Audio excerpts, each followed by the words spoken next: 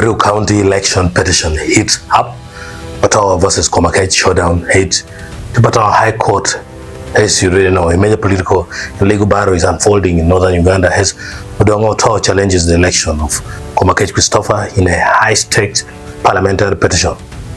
The case, centered on the Aruu County seat in Pade district, is now headed for a decisive showdown at the High Court sitting in Batoro. Final stage reached so far. Otto has confirmed that his legal team has filed the final reply that has Rejoinder, effectively closing the pleading stage. This means the process has now moved beyond filing of the petition, response by the respondent, final reply by the petitioner.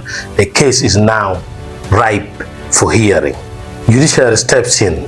Under the direction of Flavian Jeza, all election petitions are being centrally processed in Kampala for allocation of judges. This is part of a broader judiciary effort to manage nearly 90 election petitions nationwide following the January 2026 elections. Once a judge is assigned, the next steps will be fixing a hearing date, conducting a pretrial conference, and beginning the full hearing. So the time is ticking. By law, the court must conclude the petition within 6 months. That's the High Court. This means the Aruu County case is expected to move fast and aggressively with priority over most other cases. And looking at political tensions rising beyond the courtroom, the dispute is already taking on a sharp political tone. Otto has signaled that this is not just a legal fight, but also a matter of Acholi ancestral justice, urging supporters to stand firm and reject what he calls the position of KC and team.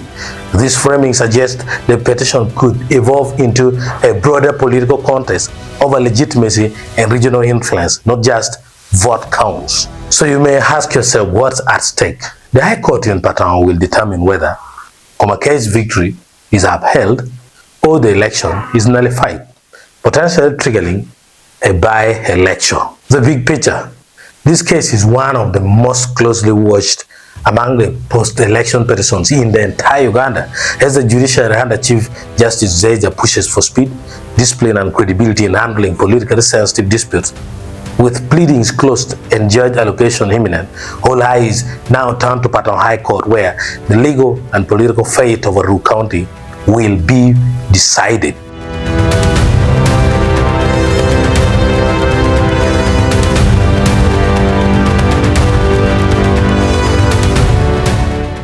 Some of these people who have been elected members of parliament, some of them are carpenters, primary school teachers. Some of them, this could also be the first time in Kampala. Some of them could also be the first time to be in a function where the president is. So Chankwanzi would orient you how you should behave. You meet other colleagues, table manners. You know, there are basic things which we take for granted. The members should be helped how to behave, how to eat, how to use cutleries, how to use forks, spoons, where to put the napkins. I think these are some of the benefits that can come from Chankwanzi, because by the time you are sworn in as a member of parliament, you now go to New York, in Paris, you are having a meal with a senator for Tennessee, and you are holding the fork in the right hand, yet that is where the knife should be.